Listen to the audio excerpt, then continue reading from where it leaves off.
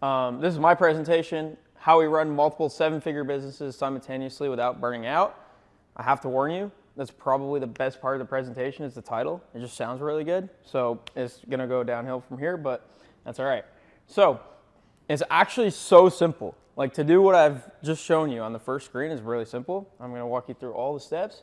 And so it's just a couple of these guys, lots of stimulants. So we have Zen on the left, get the 6 instead of the 3. Otherwise you're not gonna see the same amount of results. It's not the same as with ad spend where you're spending $20 a day is better than 100. It's go for the 6. And then right here, no, I'm just messing with you guys. All right, let's actually get into it. So why should you listen to me? I'm just gonna be like, I think I should just sit. There's a lot of slides. It looked good. I got the picture. Yeah, I got my pictures. You have to change the camera now. All right, so first off, why should you listen to me? I think this is the most important thing to address. Otherwise, I could just be saying making a bunch of claims and not actually fulfilling on them. So why should you listen to me? I made this presentation thinking the TV was gonna be a lot bigger, but it's not. So you're gonna have to like zoom in somehow. You might have to borrow my glasses, but Client Ascension 2023 revenue. So in 2023, we did close to $4 million in revenue. And with ListKit, our current MRR is over $150,000 MRR. So simultaneously, 2 businesses that are doing over 7 figures a year in revenue. I think that's a pretty good reason to probably pay attention to this presentation, wouldn't you say? Yeah, because pretty much what are you doing when you're running a business? Trying to make money. And I think we do a good job of that. So the other question I want to answer is like, why multiple businesses? Who here has multiple businesses? Dylan, Dan, Cam, okay. That's cool. Jack has multiple businesses. So why multiple businesses? So I've come to this belief, and it's based on the guys that I follow and admire and look up to, that every man needs to pursue something in their life that satisfies 3 core needs. The first is wealth. Who here wants wealth? Cool. Okay, so I was right about that one. Let's see. Purpose. Who wants to have some sort of purpose with their life? Cool. And who wants to have fun? I put both my hands up and Cam too, because we like to have a lot of fun. So these are the 3 core needs of every single human, and I don't believe that they can be fulfilled through just one business. So the happiest and most successful people I know, they have all of these things, and I'm going to kind of walk you through like 3 examples. So the only guy I don't have a picture with is Ed Milet. So if anyone knows Ed Milet, please let me know so I can fill in that. You know? Oh, you love him. Me too. Me too. But yeah, I got to get a picture with him. So first guy on the left, Patrick Bet-David. How does he fulfill the 3 needs, right?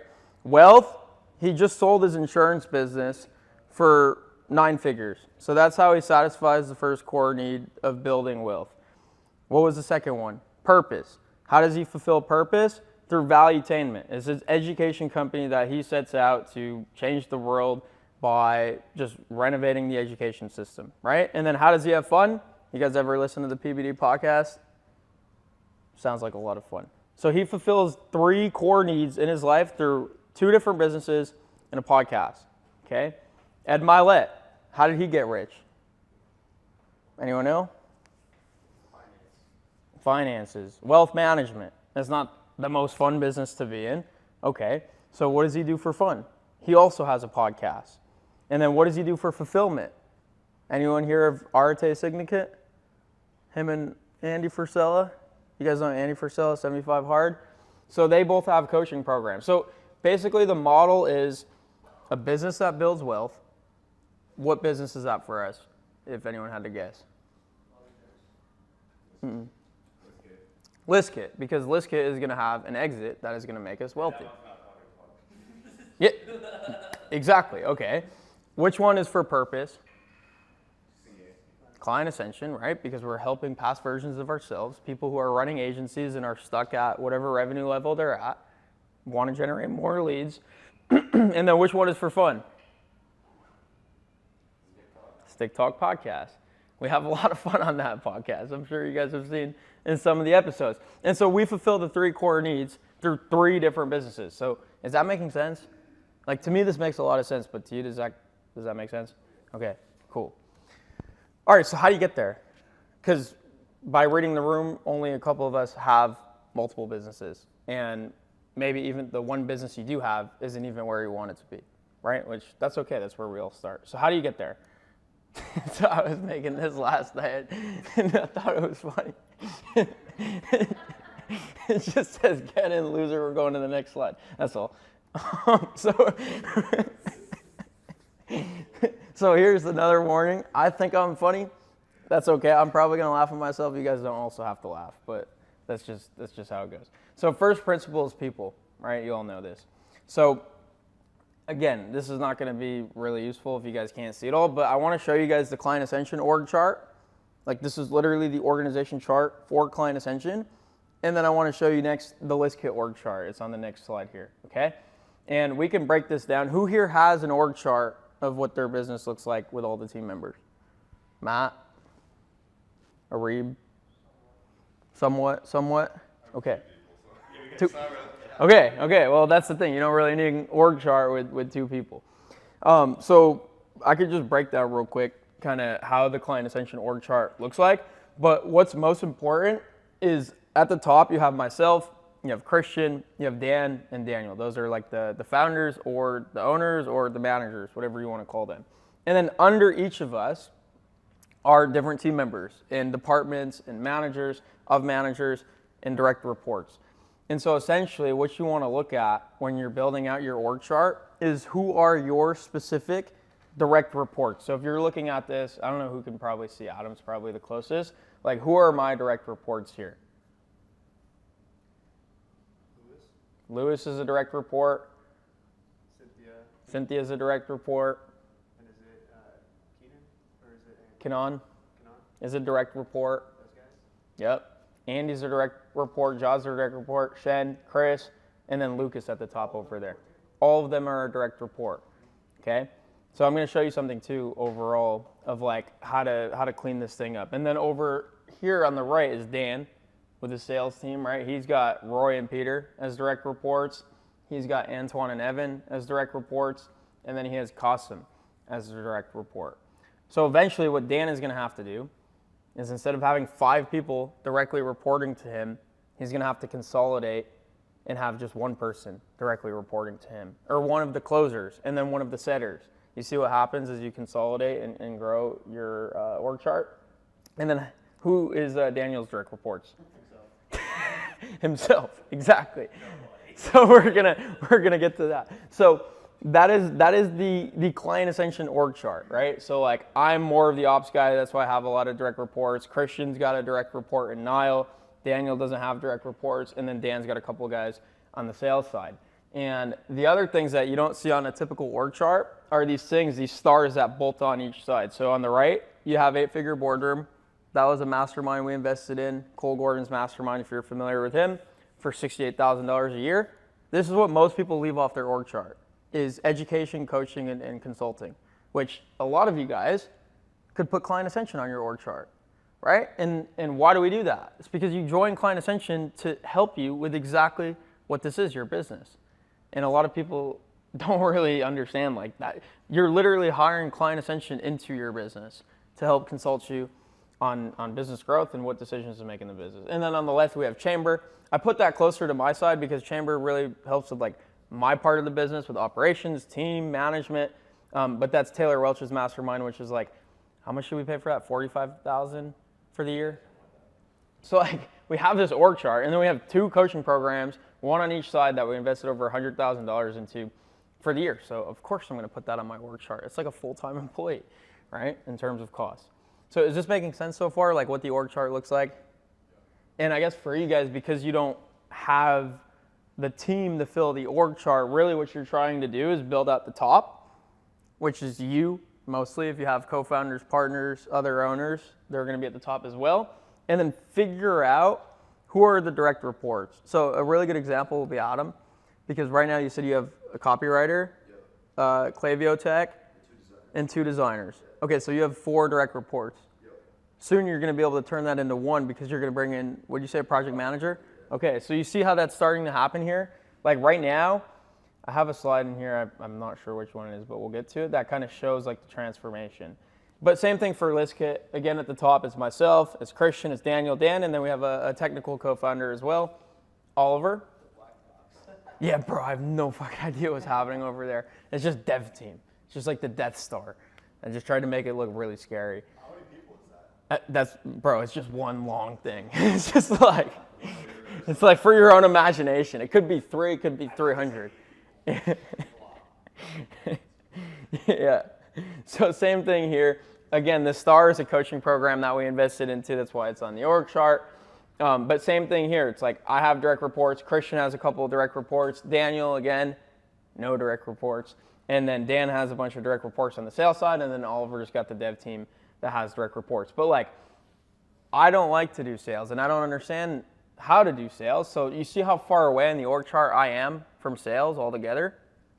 Like that's an ideal lifestyle. That's why I'm able to have fun, build wealth, and have a purpose-driven business while sitting here presenting to you guys, right? That's why I'm able to generate the results that I showed you guys at the start of the presentation while not working 80 hours a week or on weekends every single weekend, right? That's why we're able to put on these events with all the founders in the room, not actually doing what drives business growth, okay?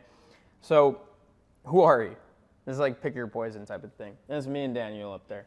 I think those are our best pictures. Probably. Yeah. So, and I did the remove background, so it looks even cooler. Throw it on Canva real quick. Yeah. So this is an important question for you guys, right? So are you like Daniel? No direct reports, schedules clear for meetings, and this is also known as the visionary. How many of you identify as a Daniel? Okay. Or are you like an Andre, the cool guy? No. Multiple direct reports, schedules full of team meetings, also known as the integrator. Put your thumbs up, bro. They're in the wrong direction. Who here is an Andre? Adam, Brad, Matt, Namit. Okay, great. So there's no right answer here. The goal is to have clarity on who you are so you can play to your strengths. Like if Daniel is playing in my role, if he has multiple direct reports, his schedule's full of team meetings, he's gonna like fail miserably at his job. If my role is I have no direct reports, I don't have any meetings, I'm gonna feel like I don't even have a job. I'm gonna feel like I'm unemployed. I'm gonna be losing my mind. So is this making sense? Like there's like a clear diversion of paths that happens here of like, who are you? Are you an integrator or a visionary? Which I'm sure you guys have heard of this concept before. So is everyone clear on which version they are? No. No? No. Yeah, Talk to me. I feel like I can go either way between those two. I think in the role I'm in now, like the division of labor I have with Loudy, I'm probably going to end up being the integrator. But I don't know that that's like a clear personality fit. So I'm curious about how it would go about. You'll discover it over time. I remember being confused about thinking like which one. In the beginning I thought I'd be like more of like operator type, and then over time it's like, oh no, absolutely not. Yeah. You'll kind of know where it's like if I'm on a lot of meetings, I get pissed off. Yeah. That's how I know I'm not. Yeah. If I'm not posting YouTube videos or like not enough tweets, I feel like a failure. That's kind of how you know. That's a great way to look at it. It's like, how do you feel when you're in meetings versus when you're doing other things? Like for me, if I'm on meetings, like Bryce knows, we have ice cream parties, we have fun. Like we do a lot of cool things. And then if I'm off meetings, I feel like I don't know what's happening with the business. Like I feel like we're out of business. Like we no longer exist as a company anymore. So does that help? Do you have any idea of how you feel during those situations? Well, I think how I feel when my calendar is full of team meetings will probably be a big clue. So it might just be something I have to feel out. But, Yeah. Yeah, not sure. We'll see. Not sure. Okay. It's all right. You'll figure it out. But I would say both are good options. If you could be like one of us. We're both pretty cool guys. But, all right. So, yes, sir. So when you say visionaries, do you mean like Daniel is deciding the product or he's picturing the future of the company? Or I think a better delineation is what Paul Graham describes it as. So there's maker and manager. So maker is like you just have to like create shit out of nothing. So I have to like make a YouTube video. I have to like make tweets or threads or like make emails, write emails to the list. You have to just create something. If you're a manager, you're just managing other people who have a specific function. Like you just have to do this. You have to do this. And a lot of times you're managing the visionary in a way as well. It's probably the number one person you have to manage, which I think a lot of people are confused on what the whole concept is of like, oh, so are you just sitting back and having someone else run the company and you go out and do all the work? That's not how it is. It's more of a team effort. It's just how does the work delineate from there. It's really as simple as, that's why I put it up here. It's like, if you're a visionary, it means you have no direct reports and your schedule's clear of meetings so that you can have time to think and create.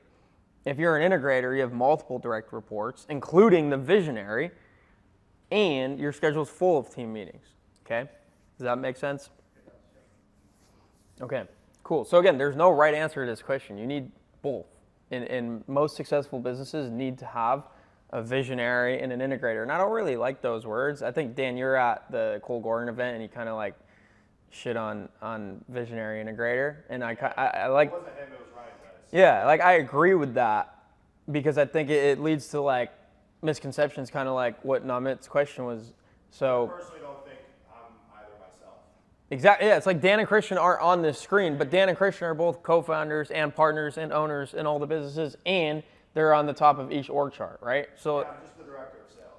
yeah, it's not a big deal, bro. His whole thing was just like, hey, if you say like, oh, I'm a visionary integrator to like somebody who runs a legitimate company that has, 50, 100 employees, they're just gonna kind of laugh at you. It's like, no, you have a COO, you have a CEO, you have a director of sales. And the reason why these things have been going on for so long is because like that works. And like for me, like I love days when I don't have meetings, which is usually like Tuesday and Thursday for me. It's either like one meeting or no meetings at all, and I can get a lot of work done. But I also like having meetings Monday, Wednesday, Friday. Like I like talking to the team, makes me feel productive. So Yeah, helpful. Cool. All right, we'll keep going. So, if you're like me, the way to scale your team, who here wants to scale a team? Okay. There's two things you got to do. Hire more people and then have less direct reports. So how do you do both? Because they're kind of like opposites, right? Well, let me just show you a quick before and after. So this was a problem I ran into towards the end of last year. Problem is on the left, not on the right. So on the left, that's me with, I forgot to count, 1, 2, 3, 4, 5, 6, 7, 8, 9, 10, 11, 12, 13, 14 direct reports just on the Client Ascension expert coaches side of things. Not counting anyone on ListKit, not counting any of the student success coaches, not counting any of the co-founders, just on the coaches side of things. So I hired a bunch of people, which was the first thing to do to scale a team. And then what did I do? I put a direct report between me and everyone else. So this is how you create managers, right? You always hear this of like, well, how do I create managers?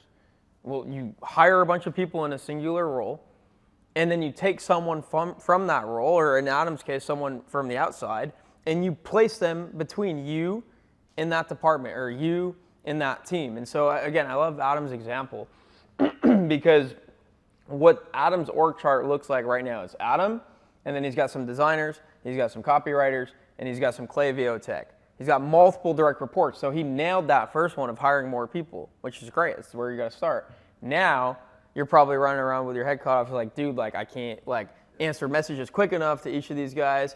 Sometimes I don't have time to check in and do meetings with all of them. I'm not like managing them as good as I could be. And so what do? You bring in a manager whose only role is to make sure these people are taken care of and they're doing their job. And my favorite way to bring in managers is from the existing team. Why? Because they know how to do the job. And so if they know how to do the job, they know how everyone else on that team should do the job. And so for Client Ascension, you guys all are all familiar with the coaches, right? You have David, you have Luke, you have Mario, Connor, all the names on the screen there. So I just looked at the coaches and I said, who here has the best potential to be a manager? And Matt Lucero wasn't on that list because he's just too expensive. But Lucas was on that list. And so I brought Lucas up. Lucas was in a situation with his agency where he wasn't really enjoying it. He didn't really find fulfillment in running a business. And he wanted to expand his role at Client Ascension. And so I slotted him in between me and all of the rest of the expert coaches. And so now I fulfilled both steps. I hired more people and I created less direct reports. And so now instead of talking to all the coaches, Matt knows this, I only get to see him at events twice a year. Not actually. We live in the same city. But I don't see you as much as I did before because Lucas is seeing you, and I'm seeing Lucas. Does that all make sense? Is that clicking for you guys? How do you edify that person that you put into a role if they've been working? Bro, you're going to have to define that word for me. Like, okay, so you were working with them. Use it in a sentence. Yeah, but now, A different one. like, how do they now report to Lucas, even though they were working with Lucas? Like, how do you make them know that he's like the guy now? So it has to come from their first direct report for me. And we've done this even with Daniel. Daniel used to do like the offers training in Client Ascension, and then we brought in Leo to do offers training, right? And so how do you get the community to then trust that Leo is going to do a good job with offers training? If Daniel, who you currently respect as the guy doing offers training, says Leo is now the guy, you should trust him because X, Y, Z, you're probably going to listen to Daniel because he's already built up the authority and goodwill and trust with you for you to blindly follow the fact that he trusts in Leo, right? So it's the same thing. So when Lucas became the direct report in this role, all we did is we scheduled a one-on-one with every single coach. Matt will remember, Dylan, you got on one of those calls with us as well. And we just got on a one-on-one call with every single coach, and I introduced Lucas as like, hey guys, one of the things I realized last year towards the end of the year is I wasn't doing a really good job as your manager. Reason is because there's too many direct reports. And so I'm bringing in Lucas because Lucas has done a really good job as an expert coach. He's got the time. He's in a perfect situation for this role to come in and make sure that you have the best experience possible here at Client Ascension and can help the most students in the best way possible. And it's just a conversation.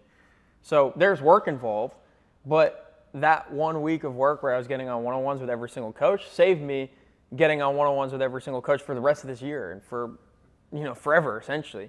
Now I just get on with Lucas, and I am, in a way, getting reported on 15 people on the team. Make sense?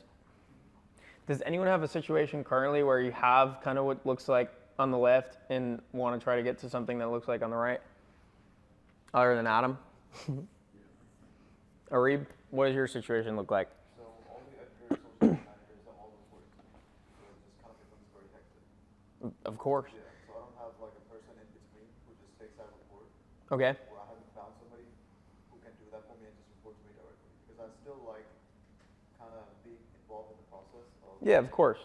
the creatives need to look like this, the managing needs to look like this, while handling the marketing stuff too. So that kind of takes over.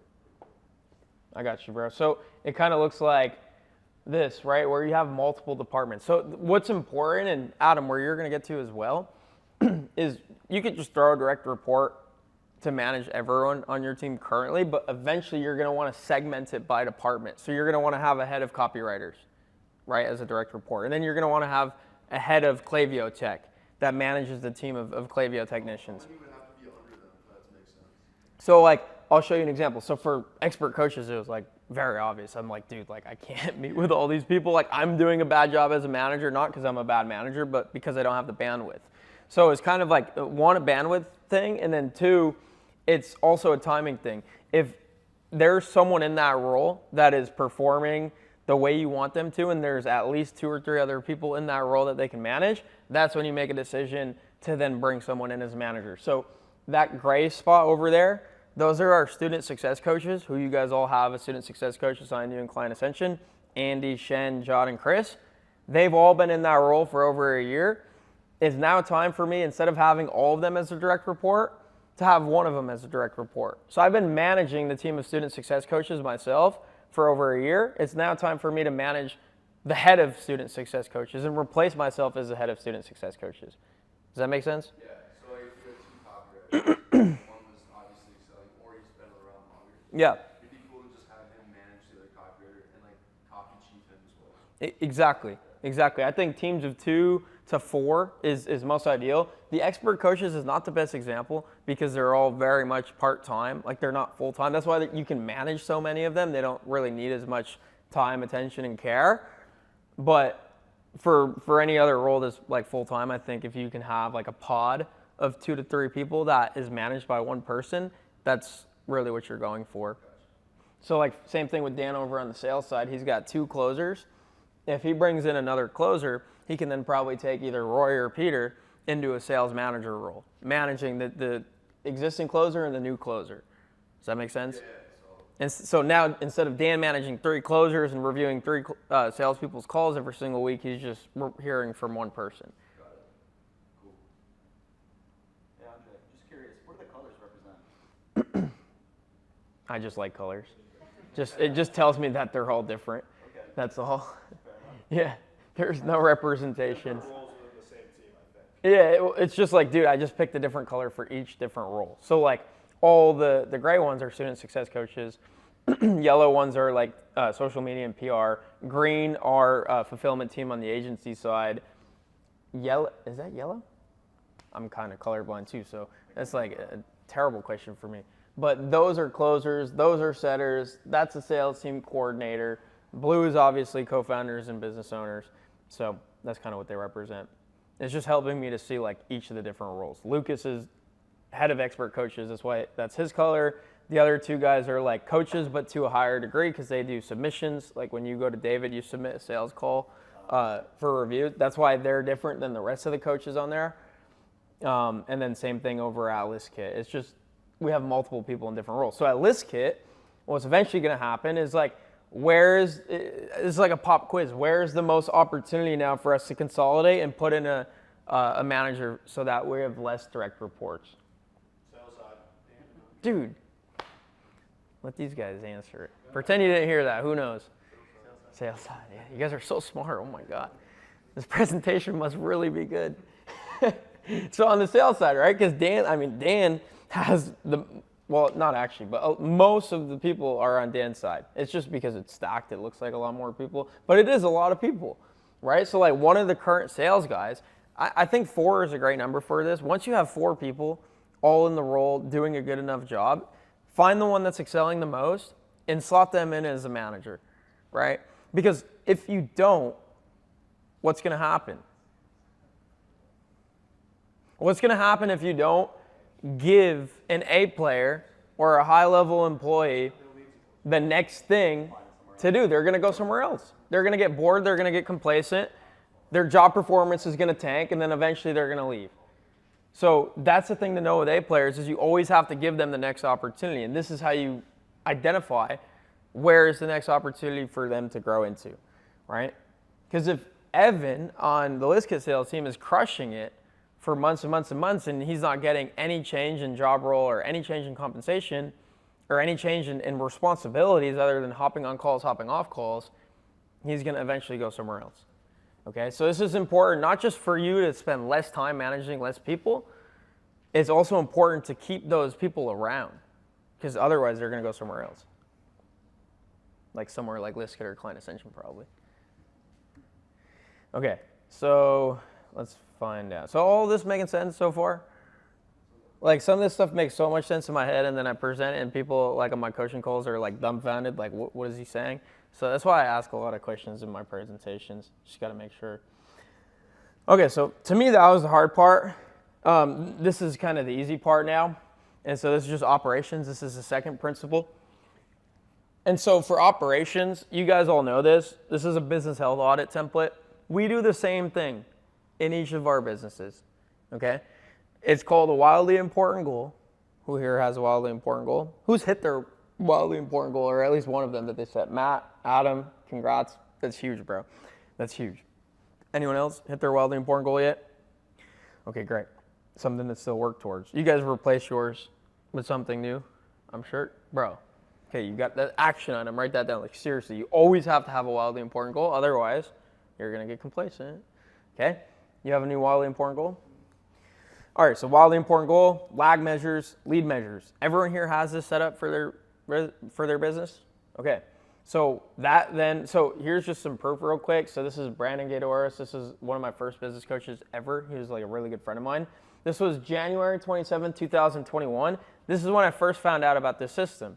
Brandon was the one that introduced me to wildly important goal, lag measures, and lead measures, growing a lead generation agency. So my WIG in 2021 was to increase MRR from $9,000 a month to $30,000 a month by July 4th, 2021. Right? So I'm not just teaching you guys this stuff because I think it's cool. It's because it's what worked for me and still does work for me and the rest of the guys.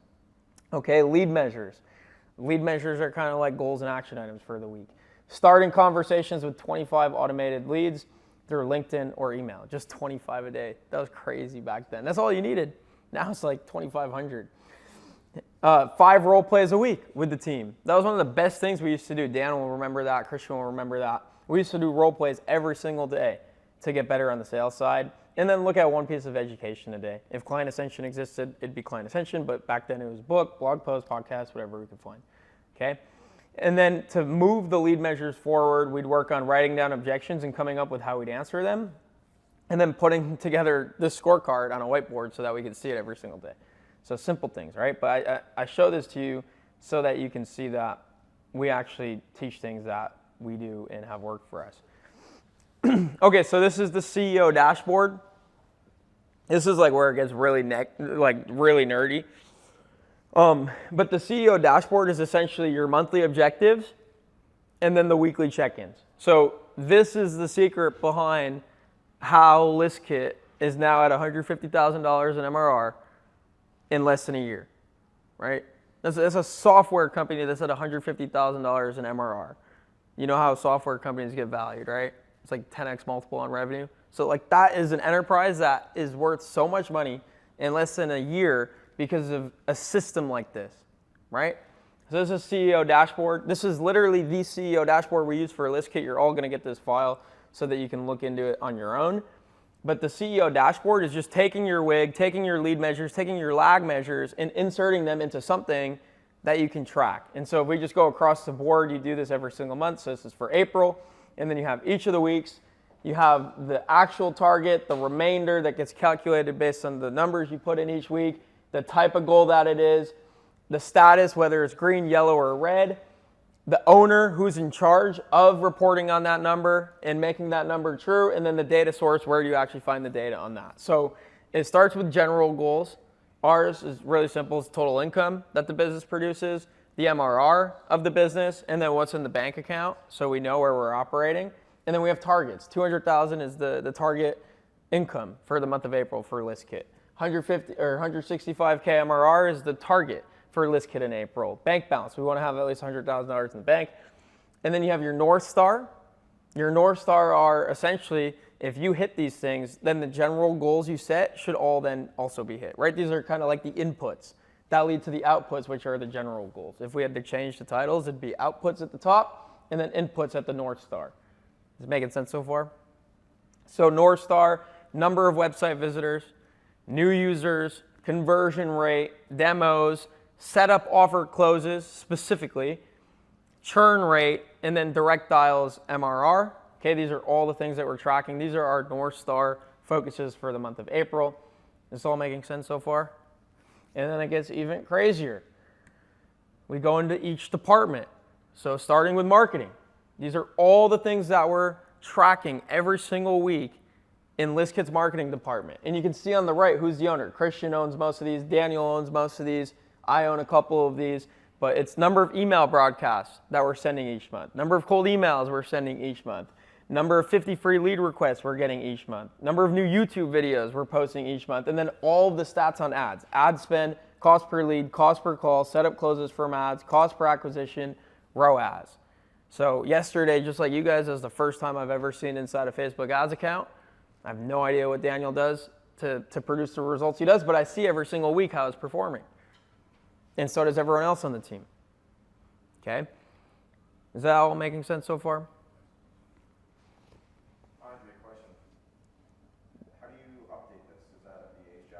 No, it's our job. This is our job. So Daniel goes in every Friday. This is the worst part of the job, honestly, but it's so important. So important. It's like VA work, but it's the most important work. It really is. Because if you don't know your numbers, how are you going to know where to improve, right?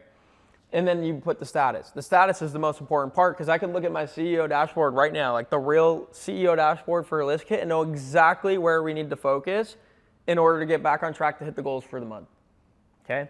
So the status is just based on what's the target, and it's just simple math. If I'm way behind the target and we're 2 weeks into the month, it's gonna be red, or it might be yellow, or it might be green, okay? So that's for marketing. We have the same thing for sales. So for sales, we're tracking outbound activities, median response time in general, median response time in like specific with paid. So that just means how fast are we calling leads that we get into the funnel, and the goal is within 30 minutes, okay? So we're holding our team accountable to that. How many demos are booked by our account executives? How many demos show up? How many close? How many setup offers are showing? How many setup offers are closing? How many interviews is Dan doing with potential new salespeople? How many active salespeople do we have? How many SDR interviews is Dan doing? How many active SDRs do we have? What's the average deal size? What's the average MRR? And what's the new MRR collected just from the sales side? A lot of numbers to report, but every single week that's what we're reporting on. It's on ListKit, yep. Yeah, it's for ListKit. So it's a software company. It's going to look obviously a lot different for you, but there's still going to be a lot of things in here that can carry over, especially if you're running paid ads. If you're running paid ads, probably the most important thing to look at here is the median response time. Because if you're collecting phone numbers through a funnel and you're not calling those leads fast enough, you're basically wasting money. That's what most people do, and that's why Dylan's presentation next is going to be extremely valuable, because most people run ads, they get a bunch of phone numbers, and they don't either they don't call them at all, or they wait too long to call them and they lost the lead anyways. Go ahead. This kind of some both questions. So like when you run those type of ads, like phone number funnel, but if it's a lead magnet that's not truly, it's like a free resource, that's still something you would like make a call and try and sell the main service, or would Are you Don't run lead magnet funnels. yeah, and are you collecting a phone number? To do that unless you already have a direct offer funnel that's at like $5,000. There's just no point of running anything indirect unless you hit the entire TAM. correct. So that phone number funnel would just be that like opting in. Yeah, it's a direct offer. Like, Okay. 100% of the time, it's cold email setup. Yeah, and if you're not going to call the lead when you get the phone number, don't collect the phone number. The phone number adds the most friction in the funnel. So if for whatever reason you don't have the capacity to call people that opt into your funnel, just take the phone number field out. Because why are you collecting phone numbers then, right? Do you have something like this for Client Ascension? Of course. For every business, we have a CEO dashboard that is broken into the same exact categories. It all funnels down from the org chart. Every department in the org chart shows up on our wildly important goal, our lag measures and our lead measures, and gets measured actually in detail on a weekly and monthly basis through the CEO dashboard, department by department, line by line. See, I'm trying to do this in like the most logical way of like starting with big idea, here's the org chart, and then here's the goal, here's how we break down the goal, and then here's how we really break down the goal into like specific things. Because you can't just set a goal of like, yeah, I'd love to have a SaaS like ListKit that's at 150K MRR. You know what I mean? How like also that a field in there was like a lot of it was setup offer. Like I was talking Yes. about having a low ticket front end, like low commitment offer. But like that's how important it's like an integral part of that entire business. Is that Yeah, it's measured weekly, like 4 different statistics on just that offer. It has nothing to do with MRR, right? When we get a setup offer, it's 0 MRR. But it shows up on the dashboard because it funnels into MRR eventually, right? That's why that funnel is so important. So that's on the sales side. And then on the customer success side, this is where it gets crazy. So I'll show you the stats on the customer success side, and then I'm going to show you the next part, which is going to be like, how do you actually hire people to then do all the things here? Because it's not me, Dan, Christian, Daniel, and Oliver doing cold emails sent, YouTube videos, ad spend, right? These aren't all of our responsibilities. They're the department responsibilities, which we're in charge of. But on the CS side, we have G2 reviews. We got Mr. G2 himself right here, Bryce. He's collected a lot of G2 reviews for ListKit. I think we're at 100 now. Yeah, we might be at 100 G2 reviews, which is a huge accomplishment. Number of onboarding calls. So I'm tracking how many onboarding calls the team at ListKit is getting on, because I know if we get an onboarding call with a new user, it increases the likelihood that they stay longer. So if I'm tracking that every single week and I see that trending down, I know I need to add emails to the sequence. So I go to Christian, hey, can you write a couple emails to get people to book an onboarding call after they sign up, right? So like I'm making decisions based on what are the numbers here showing. Case study interviews, median response time in intercom. You guys ever sign up for a software or a company in general, you send them a message in intercom and don't hear back for like a day? It's like the worst thing ever. It's like the reason most people churn. Like we're tracking median response time every week in our CEO dashboard, and it's a 5-minute goal that we hit pretty consistently, right? Revenue from upsells, average MRR, MRR lost due to failed payments, MRR recovered from failed payments, right? So we get like so nitty gritty with this stuff. We're at 102. 102? That's cool, man. So we have 102 G2 reviews, which is like the leading software ranking platform. And it's because we track them in the CEO dashboard. But tracking doesn't actually do the job. The people do the job, and I'm going to show you how to align incentives. Because like all this stuff is great, but how do you get people to actually care about hitting the numbers as much as you as a business owner cares? Because you're always going to care more than the people in the department or the people in the role, right? I mean, this is obvious. And so scorecards. Who's familiar with scorecard for hiring? Okay, great. So aligning paid incentives with KPIs in your CEO dashboard. So this is a great example. Bryce is sitting right here in the audience. So Bryce is an onboarding specialist at ListKit.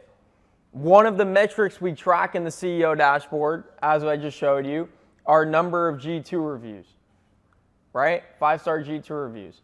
And so how do I make sure that Bryce cares about hitting that goal on our CEO dashboard as much as I care? It's by aligning the incentives in his scorecard. And so for Bryce's scorecard, you guys have seen the compensation in the scorecard section, right? It's at the very bottom. How do I make sure that Bryce cares as much about getting the G2 reviews as I do? Performance-based pay, right? So there's a base pay and then bonuses. So the bonuses, this is for a customer success manager. This is the right one. So bonuses is $250 bonus if you get over 10 5-star G2 reviews, right? So what is he going to do? He's going to try to get the G2 reviews, which is what we want because it's tracked in the CEO dashboard. What else? He's going to get $250 if the subscriber churn rate is 10% or lower, which is what we want. It's one of our North Star goals in the CEO dashboard, right? What else is there? If month over month active subscribers is 15% or higher, it's in the CEO dashboard, new users, right? So every single thing in your CEO dashboard then trickles down to the people you hire and how you incentivize them. This is literally how you pay people to get as excited as you are about hitting all of the goals and all the metrics in your CEO dashboard. An actual breakdown in my change that though. Yeah, that's updated. Bryce gets a lot less now because he's been complaining a lot. But So in some situations, they don't have direct responsibility for that metric. What do you do in that case? for instance, like every role I hire for has direct impact on something in there, right? Like this is the person that manages intercom. I want to make sure that I'm aligning their incentive to answer over 500 conversations with a 10-minute or less response time, which is in the CEO dashboard, right? I want to make sure the conversations rating is over 90% so that they're not just answering quick, but they're also doing it in a way that people are happy with, right? So I guess what would be what would be a role that you're struggling to find? Yeah, I mean like for a project manager, for example. Okay. What's important with copywriter or designer, right? Copywriter is conversions or turnaround time. The best thing for copywriter and designer is actually turnaround time because your clients, that's all they really care about. Oh, I onboarded, where are my designs, where's the copy? And then number of revisions. You should have a number of revisions minimum because revisions mess up the entire process and make fulfillment less scalable. So you got to think through like, what do you want and what does the client want? All right, so it doesn't have to be like as tangible as a G2 review. It could literally be like with Niall, who does copy for Christian, we have like a 72-hour turnaround time that he has to hit. Is that an incentivized turnaround time? So it's a deliverable. So his pay, instead of base pay, he gets paid for every copy or every script that he does for a client. It's a set pay. If it falls outside of the delivery time that we set the expectation for, that pay starts to go down. So yeah, you still deliver it, you get paid, but less than if you delivered it on time. Reverse incentive. So what are you going to do if you're getting paid more if you deliver within 72 hours? You're going to deliver within 72 hours every time. And that's going to make you happy. It's going to make the client happy, and it's going to get you more work. It's going to get them more work. So it's a win-win for everyone involved. I think the problem for a lot of you guys is you didn't do the work that got you up to that point. You didn't set the WIG, the lag measures, the lead measures. You didn't go into details on the CEO dashboard of what numbers are actually important and why. And then you can go to the people and confidently tell them, here's how I'm going to pay you, and get them excited about it, right? With the G2 reviews, collecting G2 reviews, having positive conversations. And then the affiliate program manager, right? Like, I'm not just going to pay someone $1,500 a month to manage my affiliate program because they're just going to do an okay job. How do I make sure that they actually produce results from the affiliate program? I give them a percentage of the upside. So if they do $0 to $10,000 from the affiliate program, they get a 2.7% rev share of revenue generated from the affiliate program. If they do then 10 to 50K, that percentage then increases to 3.3%. So if they do 8K this month, they're happy because they're getting 2.7%, but they want to then get into the 10 to 50K range because that percentage then goes up. See what I'm saying? Is this making sense? Who has a role that is still kind of, they're confused on how this could apply? I don't think this applies for like a virtual assistant. But for what? Like a virtual assistant, it's not a role. Like for she's creating inboxes, practically like cleaning lists and stuff like that. So easy one for creating inboxes. How do you pay someone that creates inboxes?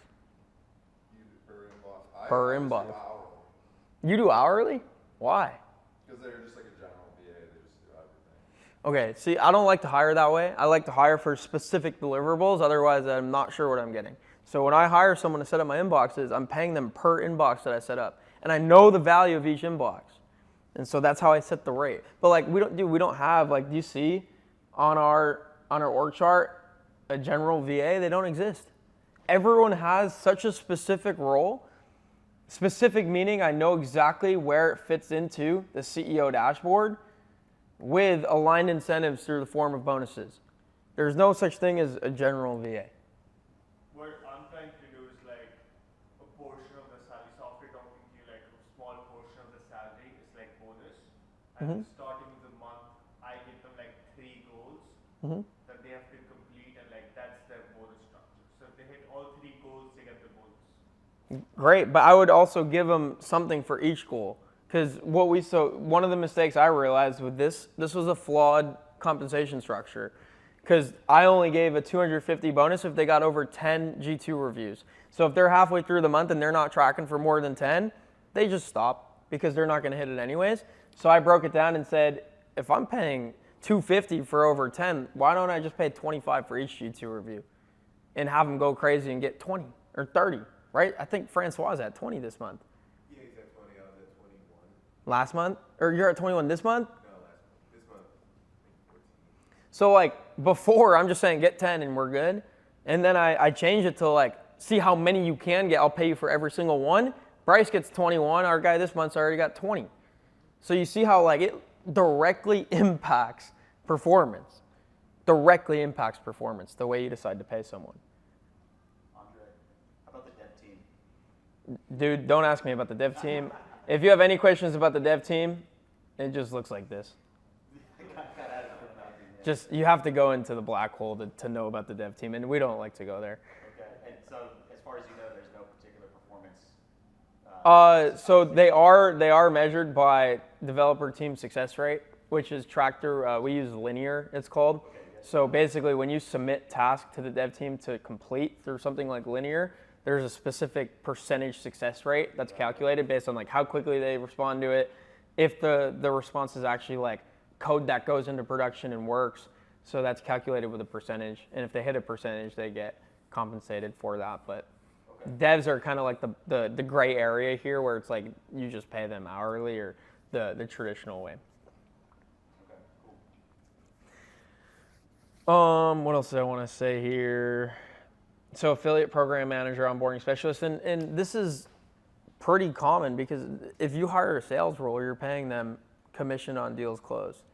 Sales is the easiest role for any business to hire for because you don't have to pay them unless you get paid. So it's like I could hire a salesperson day one with $0 in revenue. You might not get the best person because it's not a great opportunity for them, but you can afford to because you don't have to pay until you collect the cash. And so how do you use that great incentive structure across the board with all your roles? It's not the same as getting paid, but getting a G2 review to me is as good as getting a closed deal in terms of the role. So if I can pay based on, oh, I got a G2 review, and I pay when I get a G2 review, you see how that protects the business, but also gives the upside to someone in the role who, instead of just earning a fixed income, now can have the ability to earn a lot more. But we also had people say they joined because of G2. So Exactly. Why do you think G2 is on our CEO dashboard?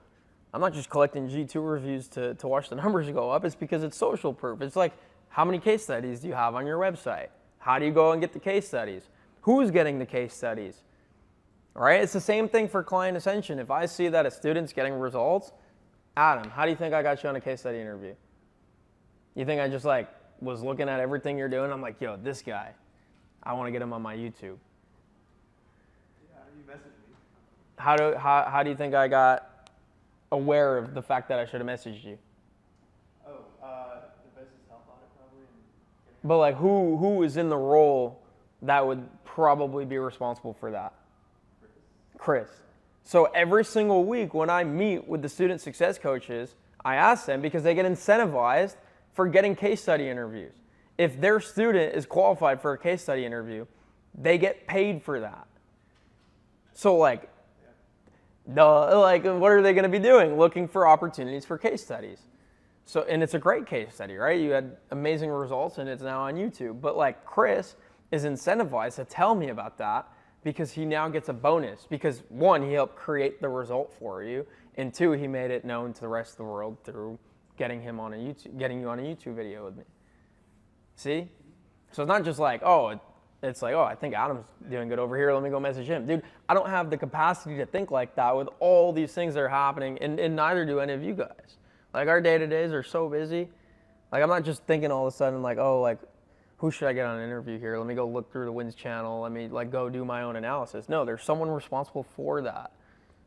And they're incentivized to do that. Otherwise, they're never going to do it. Is this making sense? Please tell me yes. Yep, it is. All right, cool. Any other questions so far on like scorecard, roles, stuff like that? What about for like a media buyer? What do you want? Why are you hiring a media buyer to do what? To take care of the clients, to filter for ads and everything, make sure they get leads, Okay, so like, what is the goal of their role? to generate leads for the client. Okay, so how do you measure if they're generating leads or not? So you pay them per lead. Can you do that? Or can you pay them per, how do you know if you're getting leads? You know what a good performance instructor for media buyer is? How do you know if ads are getting leads? If you're spending a lot of money, it means it's doing well, right? So you could give them a percentage of the ad spend. But my clients are on a retainer basis. Your clients are on a retainer basis? It's not a paper lead. It's for clients, so it'd be more so like hiring for somebody that gets a percentage of like clients under management. I'm confused on that one. I would media buyer my team. Mhm. I onboard the clients. Once I onboard the clients, I get their ad account, whatever, all the information I need. Yeah. And then my media buyer is the one that creates the campaigns. for Yep. the clients. And but my clients pay me a retainer. Yeah. So, Our clients pay us a retainer too. but you still have your. And performance incentives. Yeah, because you're not saying, well, if they go up in results, the client's paying me more, then I can pay you more. It's like, no, you're paying them more because they got the results. Because what's that going to do? Yeah, you're getting a retainer, but how likely is that retainer going to last now? It's going to last longer because of the results that they produce in the form of whatever measurements you're doing for media buying. But to an extent, so one general rule of thumb is you do the bonus, so you do the base pay, and then typically the bonuses that you offer will add up to around 25 to 50% of the base pay. So general example, this is like way underpaying, but say my base pay for easy numbers is, let's say $1,000.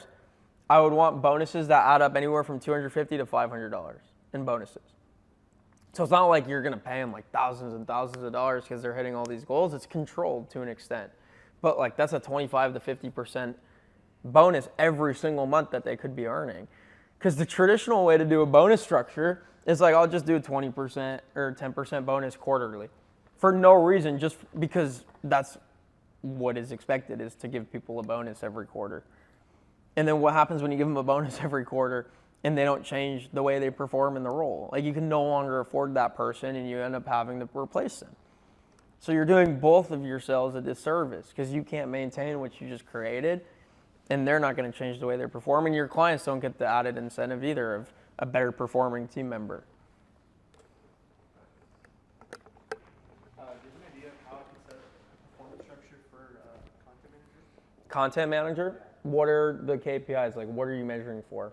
So she does, she reviews the content Mhm. after like the writers write it. She reviews it and publishes it. So Okay. kind of speed Yep. is one. So, Speed like, is always one. yeah, as soon as like a content is written, we don't want to wait a week to get it to the client. Yep. Um, So speed. yeah. Speed is definitely one. And then is there any way to determine whether or not the result of her job like performs well or doesn't perform well? So it's kind of, do we give, like, we do like 2 to 3 pieces of content per week, per client. So if we're giving them, 6 pieces of content every 2 weeks, that's bad. We want to give it to them like statically. Yep. Because they have to like approve all the content at once. So if it's like an even spread, it's hard to tell, but I know like speed is the most. Speed is most important. And then I would say also quantity in the course of a month. Like, how many of those can they churn out? Because now you're building for scalability where as you get more clients, they're not like upset that they now have to do more work. They're excited that they can do more things to stack onto their compensation, right? Does that make sense? Like, Yeah.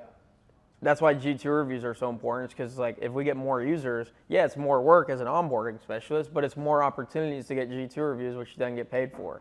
So there's scalability to it as well. It's not just like today's situation. So what could I incentivize in like speed? Like, Turnaround time, but then also, is there ever a time where they do their role and then it's sent back for revisions? yes. So like number of revisions, limiting it, or taking off some of the bonus for each of the revisions? That's the way to think about it. Figure out a good turnaround time and Incentivize for that, but so there has to be alignment between what you want, what they can realistically do and control, and then what will keep the client happy and around longer. It has to be a win for you, a win for the client, and a win for that team member every single time. Otherwise, it doesn't matter. Okay. All right, any other questions on scorecards or aligning? Yep. So Oh. do you recommend doing like a weekly version or just monthly? A weekly version of what? Like based off weekly incentives? Oh, no, monthly compensation. Yeah, monthly. Yeah, make it monthly totals. It's a lot easier. Otherwise, you just create double the job for yourself. Because I'll tell you, the only downside to performance-based incentives is calculating it at the end of each month. I literally have like Dan, Christian, they all know, like last Friday of every month, like I'm not doing anything other than calculating everyone's pay. So you do it yourself? Yeah. They don't report like X thing that they're doing? I still like to do it, but I like to do a lot of things that I probably shouldn't be doing anymore. So don't take that as advice. It's just something I like to do. Yeah. Okay. It can also be in the type form. In the type form, yeah. So it's like reported to me in some way. It's just like I'm calculating it and actually doing the payout every month. Like we don't have someone doing payouts. Yes, sir. For social media managers, so my biggest bottleneck was, so for every 4 additional clients we added, I just hired another social media manager to handle that. But the thing was like there was no growth incentive for the previous ones. So do I give them a raise for every account they handle, or how do I? Absolutely, because then if you throw more accounts at them, they're not gonna like. Why would they take on more accounts? Like, why would they? You're just giving them more work. Their pay doesn't change. So think about it. Right now, how many accounts do they have? 4 each. How many do you think they can have? I would say 6 max. 6. Depends on the person. Okay, so this is like a dumb question for everyone. If you're working 4 hours a day for a company, and then they ask you to work 6 hours a day, without any change in pay, would you think that's like fair? No? Well, there you go. It's like that's the same thing you're doing. No, my thing was like for every 4 accounts added, I hired a new person to do it. Okay. Because But you know that the current guys can manage 6. Yeah. So max out the current guys before you bring on a new guy. And then give them raise for that account. Like, Absolutely. Because again, same thing. Like you're now asking them to go from 4 to 6. The pay also has to change. but what is the, so let's say I gave them 6 and they're like underperforming now, like they're not performing as well. So how do you like reverse that? Well, you could take them back down to 4, and then you bring on another person and give them the other 4. But you could communicate that to the current guys too. Hey, like, make it a conversation. Hey, there's an opportunity here for you to make more money. It's by adding 2 more accounts. 1, do you think you have the capacity? It's okay if you don't. But like if you do, I'm going to give it to you. And if you're not performing, if we realize that 6 is just too much and you can't perform at the level we need to, I'm just going to tell you now, like we're going to have to go back to the way it was. So we might increase pay and then go back down. That would not be very ideal for either of us, but that could happen. So like just have the conversation up front. So it's okay to go back down, just have the conversation. Yeah, if they know what to expect, and then what are they going to do?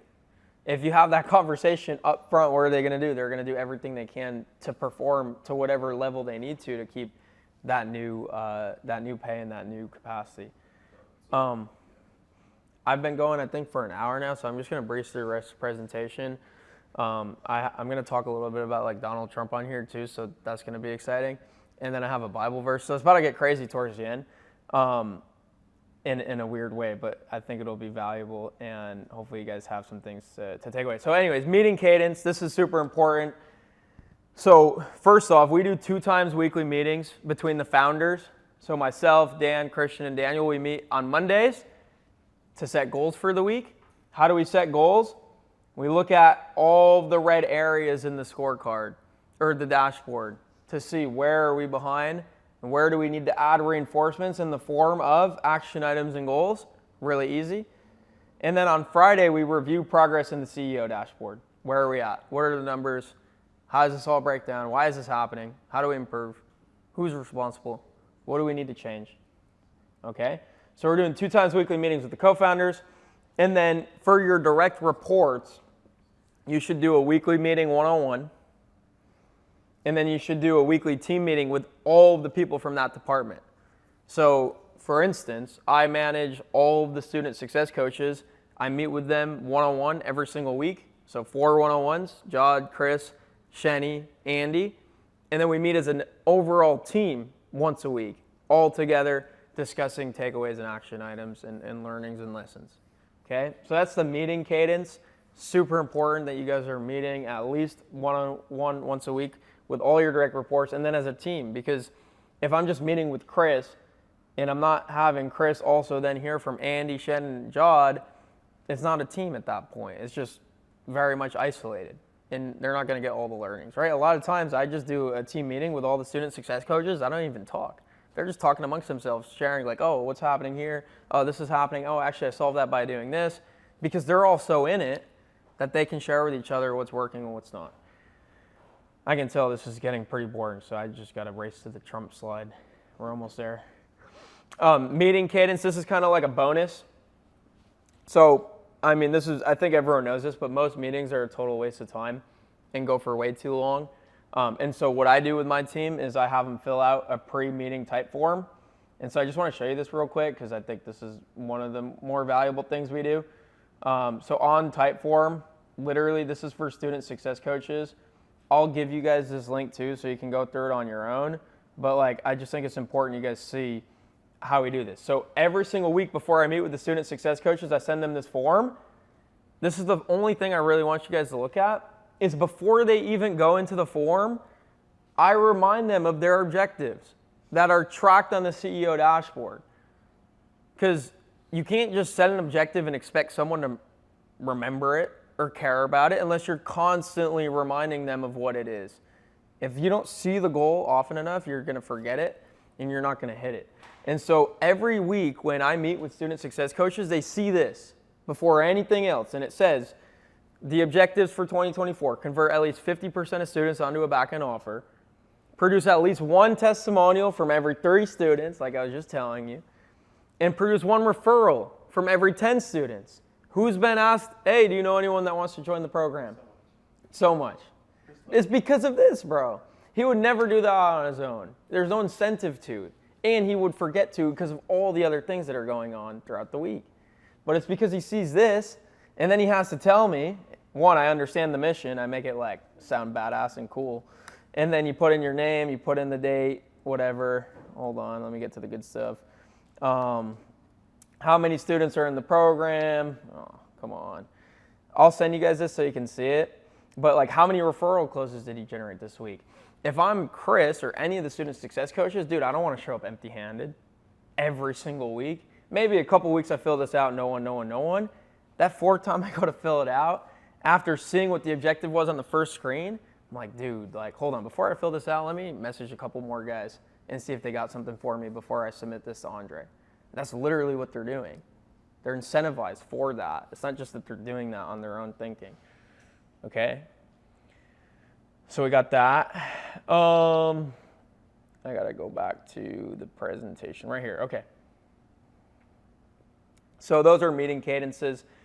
Basically, the reason for the pre-meeting type form, again, is to remind them of the objectives, and then also to make sure that they're actually like submitting information that you can talk about in the team meeting, because you don't want to waste time on team meetings. I think 30 minutes max is like, never go above 30 minutes for a meeting with anyone. Otherwise, you're wasting time. Like, if you have to spend more than 30 minutes, you're probably wasting time. Okay, any questions on this? Meeting cadence, meeting type forms, what to ask for, setting objectives. What do you do, like, what's the meeting objective? Do you have a specific thing where you're like, hey, we start the meetings with this, and we go this for, like, one-on-ones or anything like that? Pretty much, it's just going through the one-on-one, or the pre-event, the pre-meeting type form, and it's just questions. It's like, dude, like, I don't need you to spend 15 minutes on the meeting telling me how many referrals you generated, how many back-end closes you got. Like, I just want to answer the questions. Like, if there's something that you can submit to me before that we don't need to talk about, submit it, I'll log it, and let's just get to the good stuff, like questions. Like, okay, like a lot of times I'm meeting with the student success coaches and we're just talking about one singular student that they're having a problem with and can't figure out how to help them. So it's more so like, I'm not just meeting to meet, I'm meeting to coach them in their role and help them through certain situations or problems that they can't get over. So it's more of a coaching session rather than, all right, how many referrals you get for, how many testimonials to, from who again? Adam, okay, and Aaron, okay. It's like, I'm not like an order taker. I'm like, the meetings are like coaching calls, essentially. Because that's what's most valuable on a live call. Everything else can happen outside of that call. So like, there's not like an agenda of we're going to talk about this, we're going to talk about this. It's like, what questions you have, what bottlenecks are you facing in the role, what students are struggling the most that you just can't figure out. Like, so if you're meeting with a campaign manager like Adam, like, what client campaigns are performing the worst? Let's solve those together. Like, on the call, like, workshop it and solve it together. All the other information you collect through type form. All right? This is really fun. So business operations, this is, I think, one of the last slides in here, is who here has played Slack Whack-A-Mole? Huge missed opportunity to just say Slack. Oh, wow. That's really good. Who here, you've all played Slack Whack-A-Mole. And what I mean by this, huh? There's another one, right? It's like, dude, I see so many people doing this, and I catch myself doing this all the time, where you're playing Slack Whack-A-Mole, meaning, and it might not be on Slack, it could be on Teams, it could be on text, it could be emails, but you answer one email, and then the next email pops up, and then you answer that one, and then the next one pops up, and then you see a Slack message, you answer that one, the next one pops up, and then the entire day has gone by. You feel like you just did 8 hours of work, but really you did absolutely nothing to move your lead measures, lag measures, and CEO dashboard tracks forward. Like, you literally did nothing except played Slack Whack-A-Mole, which is not a game that's going to make you a lot of money.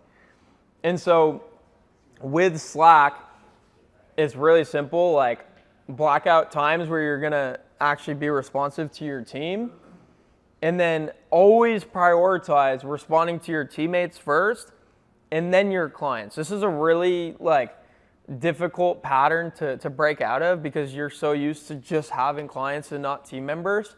But prioritize, once you have a team, responding to them first and then your clients. Because why do you hire the team in the first place?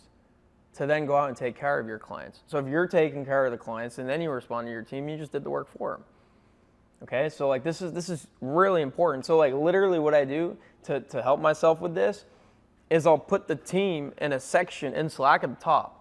Literally. So when I log into Slack, I see all the team notifications, and then I have to like scroll to see the students.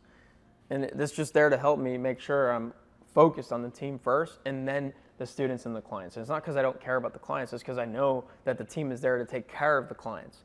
And if I spend my time with the team, they're going to be able to serve the clients better and a lot more of the clients. Okay? Slack whack-a-mole. I thought that was pretty cool. I spent a lot of time making that one. It's pretty funny. All right. Any questions on that? No? All right. Most importantly, the last principle is you guys. I probably should have started with this, but most presentations, especially mine, I did not plan to go for this long. It's like you're not going to remember most things on here, but you'll probably remember like the last thing that I said, and the thing that I will probably say the loudest is that it all starts with you. And I think like a really hard-hitting question that you guys have to ask yourself and also work towards is like, are you the person that someone like Daniel, Christian, and Dan would want to be in business with, business partners with? That's the question I had to ask myself. And that's something that I have to work on every single day, right? You guys heard Dan yesterday, how good he is at what he does. You guys heard Christian and Daniel, how good they are at what they do.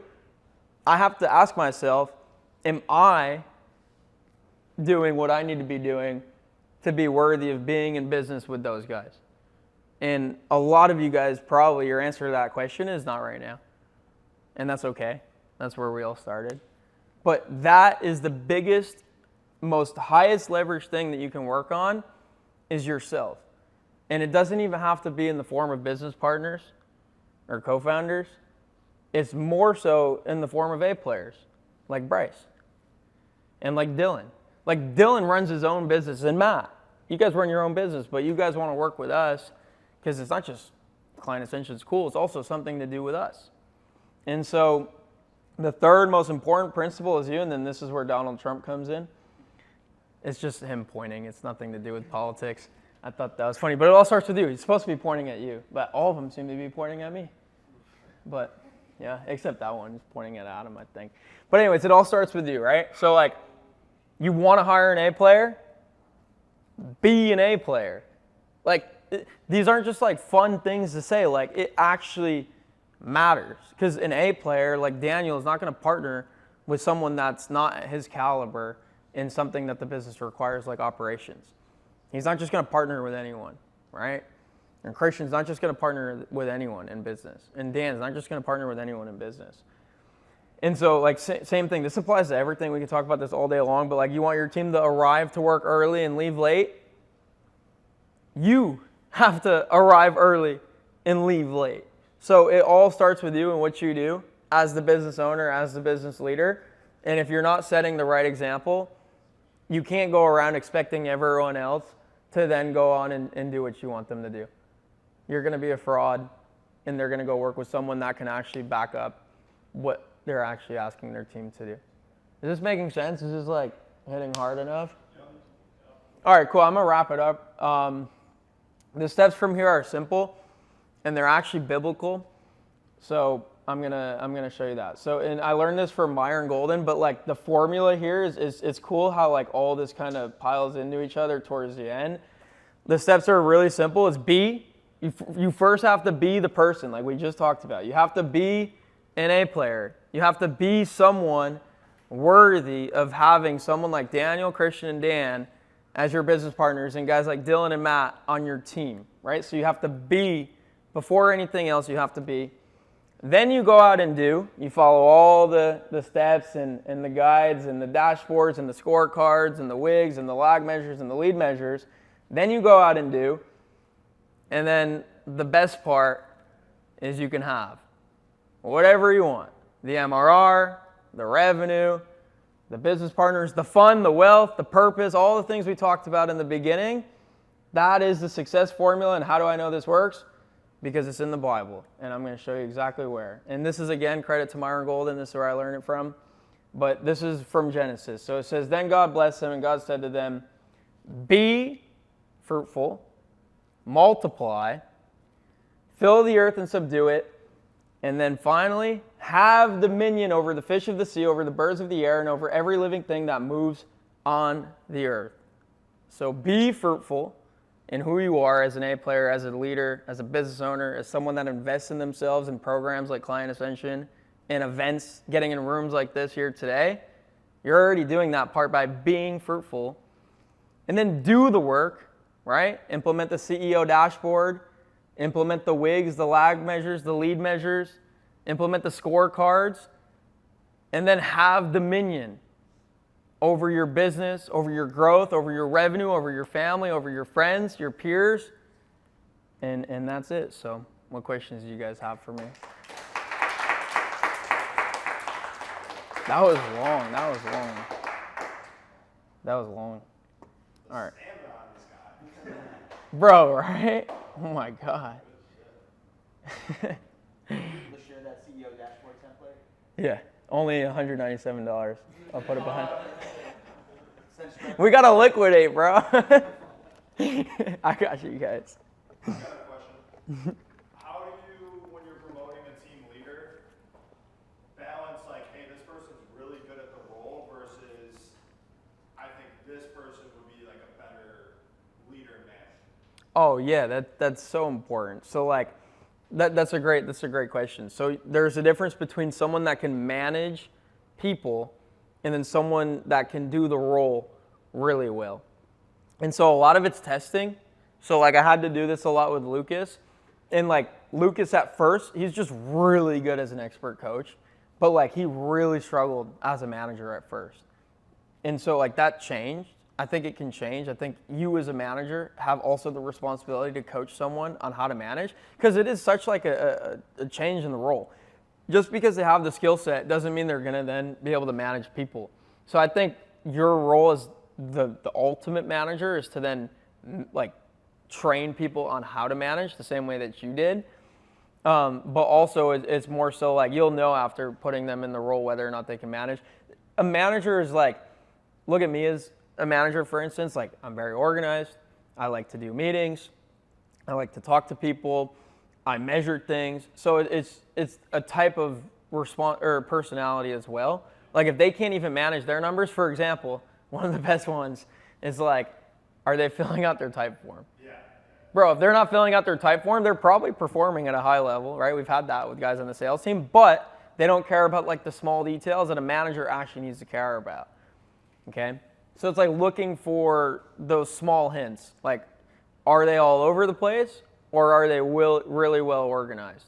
And then if you're putting somebody from more of like a actual implementer to like a manager role, you start them off with like certain tasks before just giving them The biggest task for a manager in the beginning are meetings, right? Because like if I'm a manager, what am I trying to get off my calendar first? It's the meetings, right? So for instance, when I go and hire student success coaches, right now I have 4 weekly one-on-ones and then 1 team meeting. So the first thing I'm going to get off my calendar are those 4 one-on-ones. And so I'm going to give those to the manager and see how he does with them and how well those meetings go, and then talk to the student success coaches. What was it like getting on a call with the new manager? How'd they perform? Any feedback on them, right? And then you're always asking in the end of day, end of month type or end of week type forms, feedback on the manager's performance, positive or negative. So you're always logging that. But I think it's more so like the first thing you're offboarding is what's taking most of your time, because that's really why you're getting rid of the direct reports, is because it's a time thing.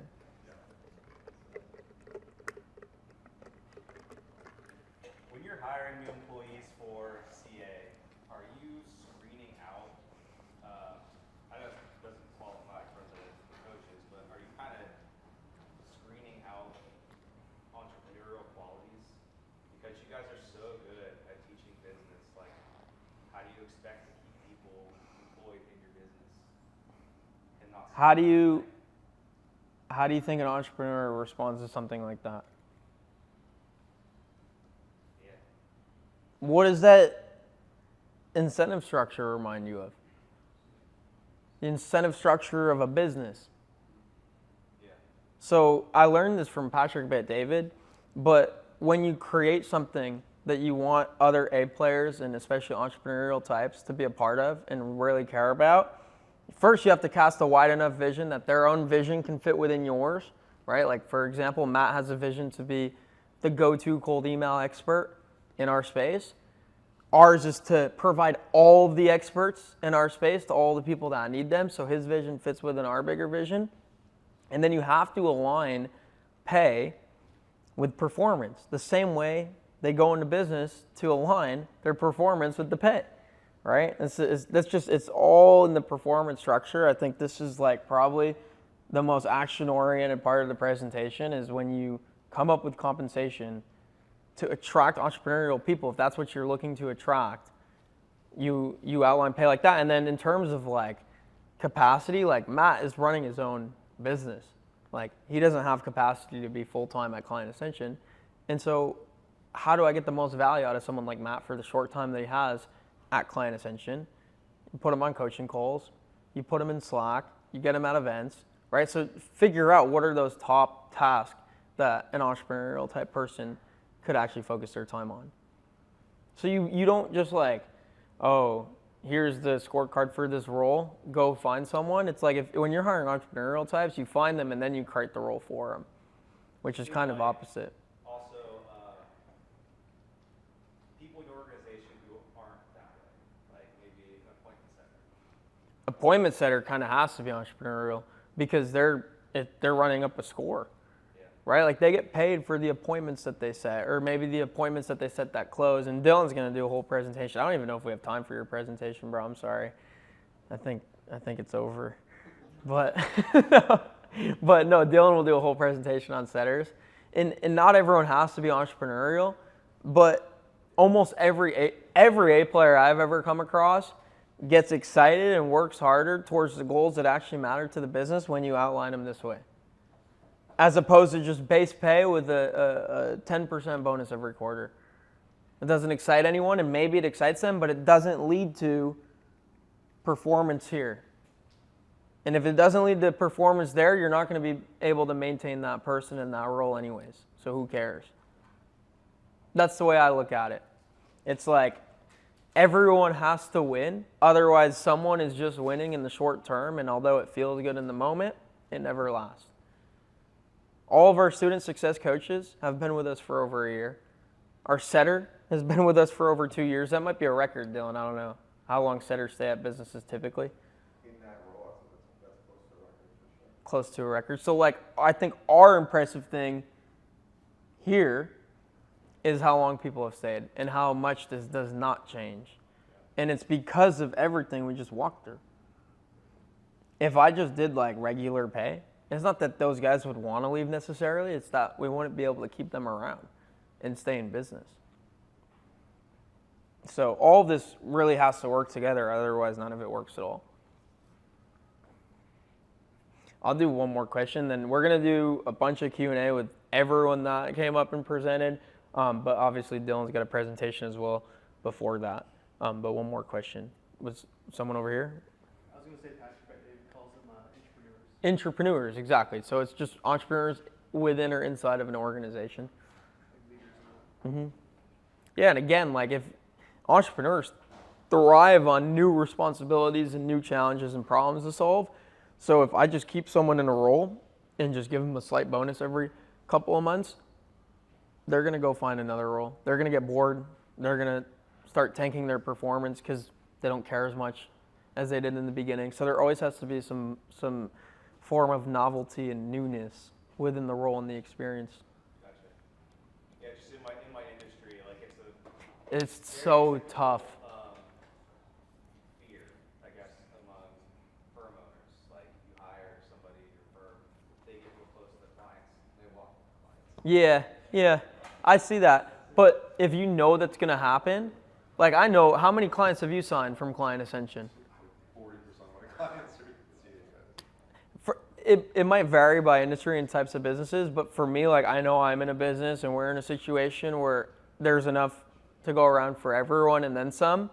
So for you, it might be a lot more limited. But again, like Matt is on our team and he's had a share of our clients. But it's also not like, I would say that my stuff doesn't necessarily compete. Like, Yeah, so that's the other thing. Yours, it might be direct competition, and I would definitely have some clauses in place to prevent that. But how can you still, in a way, incentivize their growth and excitement to be a part of it, and maybe have their own book of clients, right? I'm trying to like have like their own department within clients. So like there'll be like the tax guy, there'll be like the more guys, advisory guy, and there'll be like the bookkeeper. Instead of like, and they're all interact with the client in various capacities, but no one's like, this is my client. Yeah. Yeah, that's kind of how I'm thinking of handling it. Yeah, I mean, contracts are super important. Like, your clients are your clients, and if they decide to walk away, like, there's a non-compete in place. But you make it scary on the outside, but on the inside, make it really fun. Make it an entrepreneur experience. When you are on this team and you are a part of our business, you have a lot of free reign, and you have a lot of opportunity to increase pay and earnings. But if you were to ever step outside, you can't walk away with the clients. Right, so like make it scary on the outside but fun on the inside, I think is the best advice I'd have for you there. But anyways, I'll wrap with that. I'll have you guys probably need a long break after that one. But Dylan, is your presentation ready? Yeah, you want to slide in here then? All right, thank you guys. Thank you.